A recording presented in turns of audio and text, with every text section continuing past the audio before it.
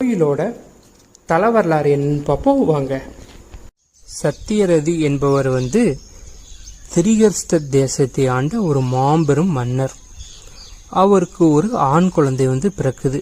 அந்த ஆண் குழந்தை மிக மிக மிக அழகான ஆண் குழந்தைய பிறக்குது. அந்த ஆண் குழந்தைக்கு சுருசி அப்படின்னு பெயர் வைக்கிறார். சுருசி சின்ன வயசிலிருந்தே சுறுசுறுப்பாக திரியும் ஒரு குழந்தை. அதன் காரணமாக முனிவருடைய சாபத்துக்கு ஆளாகிறார்.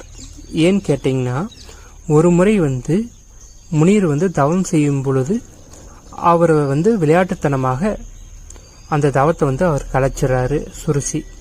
அதன் காரணமாக முனிவர் அவருக்கு ஒரு சாபம் கொடுக்கிறார். சுருசிக்கு என்ன சாபம் கொடுக்கிறார் அப்படின்னா, உன்னுடைய அழகு உருவம் மாதிரி பிசாசு வடிவம் நீ பெறுவாய் அப்படின்னு சொல்லிட்டு சாபம் கொடுத்துறாரு.